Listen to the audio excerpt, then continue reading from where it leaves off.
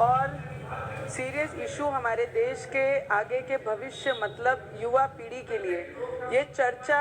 जो परमिशन दी गई है 193 जो हमारे देश में ड्रग्स एब्यूज़ को लेकर है, मुझे लगता है पंतप्रधान जी का पहले सभी ने बहुत बहुत दिल से धन्यवाद करना चाहिए, क्योंकि जो प्रोग्रामिंग देश के प्राइम मिनिस्टर के अंतर्गत जो देश में मिनिस्ट्री ऑफ हेल्थ वेलफेयर और मिनिस्ट्री ऑफ सोशल जस्टिस इसके माध्यम से पूरे देश में सेंटर्स के द्वारा जितने भी सेंटर चलाए जा रहे हैं उसके माध्यम से जितना कंट्रोल कर सकें उस पर ड्रग्स पे कंट्रोल लाने की कोशिश कर रहे हैं। पर उसके कहीं इन एंड आउट ये पूरे प्रोग्राम में जो सबसे ज़्यादा सहभाग जिनका है आंगनवाड़ी, आशा वर्कर और महिला मंडल और कई एनजीओज जो इसके लिए काम करती हैं कि यंग पीढ़ी जो हमारी इसमें पूरी इन्वॉल्व है उसके लिए उनको किस तरीके से ये ड्रग्स एडिक्ट से बाहर निकाला जाए उसके ऊपर जो काम करिए। विशेष करके सर अगर वक्त रहते इसको कंट्रोल नहीं किया जाए तो उसके परिणाम घातक हैं। हमारे देश के एनडीपीसी एक्ट 1985 ड्रग्स संबंधित कायदे के कलम 37 द्वारा लिए गए बेल के प्रावधान के और कठोर करना की ज़रूरत है और कलम 20, 25, 22, 29 के अंतर्गत दिए गए शिक्षा और कठोर करना की आवश्यकता है। सर जिस क्षेत्र से मैं एमपी हूँ, जहाँ से मैं रिप्रेजेंट करती हूँ, आजकल की युवा पीढ़ी मुंबई जैसे शहर में जहाँ बचपन जहाँ जन्म हुआ वहाँ पे शहरों में अगर देखते हैं तो कॉलेज स्कूल्स के बाहर और हमारे जैसे शहर में जो बहुत छोटा टाउन है अमरावती, वहाँ पर एमडी के केसेस इतने बड़े लार्ज स्केल पे चल रहा है। महाराष्ट्र में मुंबई में जहाँ पे पार्टीज होती हैं, सर मेरे पास पूरा डाटा है ये वाला, अगर आप दिखाएंगे इसमें अलग अलग किस्म के ड्रग्स, मेरे कई भाइयों ने इसके नाम लिए हैं। नाम लेते हुए भी as a parent, as a लोक प्रतिनिधि देश की अपने क्षेत्र को रिप्रेजेंट करते हुए दे आंख के कांटे खड़े हो जाते हैं कि ये सब ड्रग्स अगर हमारे देश की पीढ़ी को बर्बाद करते हैं। सभी ने पॉलिटिकल भाषण दिए हैं। सर एक महिला होने के नाते मैं चाहती हूँ, हम चाहते हैं, हम लोगों को चाहना चाहिए ये चीजें कि इस चीज पे रोक कैसी लगेगी, हम मिलकर कैसे काम करेंगे, हम अपनी क्षेत्र की जवाबदारी कैसे लेंगे, हम लोग इस पे कैसे काम कर सकते हैं। ये पार्टी ने करना चाहिए या वो पार्टी ने करना चाहिए, इसके लिए ये हाउस नहीं है सर।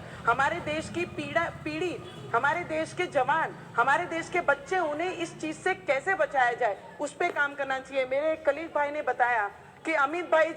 अमित शाह जी जहां पर भी उनका नाम आए तो वो काफी है। नाम में ही दम है, नाम ही काफी है। जहां पर भी जो सब्जेक्ट पे वो बात करेंगे, जो सब्जेक्ट वो हाउस में लेके आते हैं, उस पे पूरी ईमानदारी से देश के लोगों का काम करने का काम हमारे अमित शाह जी गृह मंत्री इस देश के काम कर रहे हैं। पर मेरा पीड़ा है कि अगर मैं पंजाब की गल करांगी, sir I talk in Punjabi because I basically born brought up in Mumbai, worked in South and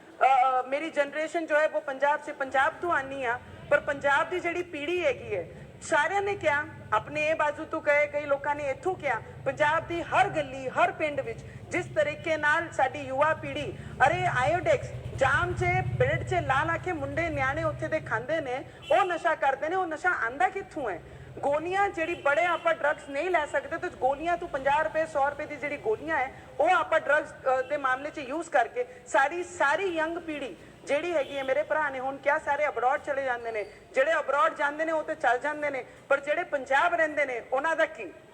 ਕੋਈ ਵੀ ਐਜੀ ਫੈਮਿਲੀ ਹਰ ਦੂਜਾ ਘਰ ਪੰਜਾਬ ਵਿੱਚ ਇਹ ਜਿਹਾ ਇੱਕ ਵੀ ਨਿਆਣਾ ਛੁੱਟਿਆ ਨਹੀਂ ਹੈ ਜੋ ਡਰੱਗਸ ਐਡਿਕਟ ਨਹੀਂ ਹੈ। ਸਰ ਮੇਰੀ ਇੱਕ ਰਿਕੁਐਸਟ ਮੇਰੇ ਹੋਮ ਮਿਨਿਸਟਰ ਜੀ ਨੂੰ ਰਹੇਗੀ ਕਿ ਸਾਰਿਆਂ ਨੇ ਵੱਖਰੀ ਪੋਲਿਟਿਕਸ ਕਰਦੇ ਹੋਏ ਸਾਰੀਆਂ ਚੀਜ਼ਾਂ ਚੱਕੀਆਂ ਨੇ, ਪਰ ਪਾਕਿਸਤਾਨ ਬਾਰਡਰ ਤੋਂ ਲੱਗਿਆ ਹੋਇਆ ਸਾਡਾ ਪੰਜਾਬ ਹੈ। ਪਹਿਲੇ ਜਿਹੜੀ 5 ਦਰਿਆਵਾਂ ਦੀ ਕਹਾਣੀ ਪੰਜਾਬ ਹੋਈ ਕਰਦੀ ਸੀ, ਜਿਹੜੀ ਸੁੰਦਰ ਬਿਊਟੀਫੁਲ ਜਿਹੜੀ ਸਾਰੇ ਲੋਕ ਉਹਦੀ ਚਰਚਾ ਕਰਦੇ ਸੀ ਕਿ ਐਗਰੀਕਲਚਰ ਤੇ ਸਾਰਿਆਂ ਤੋਂ ਬੜੇ, ਅੱਜ ਉੜਦਾ ਪੰਜਾਬ ਕਿਵੇਂ ਬਣ ਗਿਆ, ਕਿਹਦੇ ਰਾਜ 'ਚ ਬਣਾ, ਰਾਜ ਸਰਕਾਰਾਂ ਨੇ ਕੀ ਕੀਤਾ, ਨਿਆਣਿਆਂ ਦੀ ਭਵਿੱਖ ਨਾਲ ਕਿਵੇਂ ਖੇਲਿਆ, ਘਰ ਤੱਕ ਪਿੰਡ ਤੱਕ ਇਹ ਡਰੱਗਸ ਪਹੁੰਚੇ ਕਿਵੇਂ, ਇਹਦੇ ਉੱਤੇ ਰੋਕ ਲਗਾਣੀ ਬਹੁਤ ਜ਼ਰੂਰੀ ਹੈ। ਔਰ ਪਾਕਿਸਤਾਨ ਤੋਂ ਜਿਹੜਾ ਵੀ ਡਰੱਗਸ ਸਾਡੇ ਦੇਸ਼ ਵਿੱਚ ਪੰਜਾਬ ਵਿੱਚ ਆ ਰਿਹਾ, ਸਾਡੇ ਨਿਆਣਿਆਂ ਨੂੰ ਸੇਵ ਕਰ ਲਓ, ਸਾਡੇ ਨਿਆਣਿਆਂ ਨੂੰ ਪੰਜਾਬ ਤੇ बचाओ। जिਵੇਂ महाराष्ट्र ਵਿੱਚ आज महाराष्ट्र में भी जिस तरीके से पंजाब में है सर, उसी तरीके से महाराष्ट्र में, तेलंगाना में, आंध्रा में, राजस्थान में इस तरीके की जो एक्सपोर्ट की जा रही है, यहाँ तक पहुंची जा रही है, बड़ी बड़ी पार्टीज कर रहे हैं। इसी में सिर्फ बड़े नाम नहीं है, बड़े नाम बाहर आते हैं, पर जो गांव में, खेड़ों में, छोटे शहरों में रहते हैं वो परिवारों का क्या, जब उनके ऊपर अत्याचार करते हैं ड्रग्स के नशे में, जिनको होश नहीं रहता है, रोड पे सो जाते हैं, रोड समझता नहीं है, ऐसे बच्चों को बचाना बहुत जरूरी है सर। उसके लिए हम लोगों को कार्रवाई करनी चाहिए। अगर आपने डाटा हमने देखा, जो डाटा मेरे हाथ में, देश का 30% 25% हमारा जो नंबर्स हैं, अगर इतना बड़ा परसेंटेज में अगर ड्रग्स एडिट होता है तो हमारा भविष्य इस देश का कौन से मोड़ पे जा रहा है? उसको कम करने के लिए हम लोगों को सभी को मिलकर, no politics, no party, no leaders, हम सब ने वर्कर बनकर ड्रग्स एक्यूज को, ड्रग्स को बंद करने के लिए किस तरीके से काम कर सकते हैं, Yes, उस पे हम लोगों ने, try to sir conclude. It is very important sir. That's why Maharashtra में अभी मेरे एक भाई ने, यूपी से, उत्तर प्रदेश से लीडर है, I don't want to take anybody's name sir, पर मुझे दुख होता है कि सुशांत सिंह राजपूत जिस तरीके से उन्होंने सुसाइड की, उसके पीछे के कारण आज तक हमारे महाराष्ट्र की जनता को और देश की जनता को पता नहीं लगा। सीबीआई ने जो इंक्वायरी लगाई थी महाविकास अघाड़ी में, उन्होंने उस पर क्यों कार्रवाई नहीं की, उसका रीजन क्या था, अभी तक हमें पता नहीं लगा। सर मैं आपको एक एक्सपीरियंस मेरा बताती हूँ। Hanuman Chalisa, I read Hanuman Chalisa chant in front of Uddhav Thackeray ji house. जब मैंने ये लाइन कहा तो मुझे मेरे घर में ही बांधा गया, और उसके बाद जब मुझे जेल 14 दिन हनुमान चालीसा में पठन करूंगी, जब मुझे जेल भेजा गया, तो जेल में जब लेडीजों के जेल में मैं बैरिकेड में थी, जब 2 घंटे के लिए, आधे घंटे के लिए खाने के लिए छुट्टी देते थे एज ए क्रिमिनल, तो हम जब उनसे बात करते थे, यंग गर्ल्स, एजुकेटेड गर्ल्स,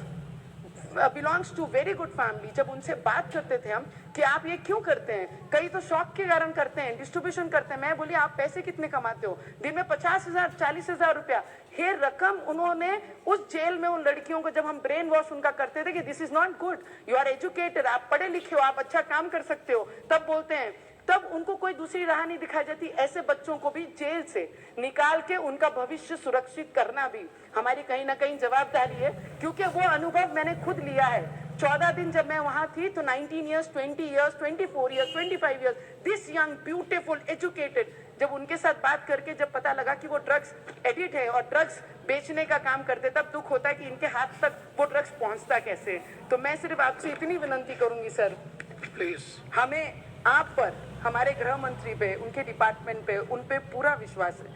कि जो भी करेंगे हमारे देश की जनरेशन के लिए वो बहुत अच्छा करेंगे। माँ के पास ही बच्चा रोता है तो शायद ये आवाज बच्चे की है, वो आवाज अपनी सरकार, अपने डिपार्टमेंट तक पहुंचेगी। इतना मैं जरूर कहूंगी सर। 4 लाइन है,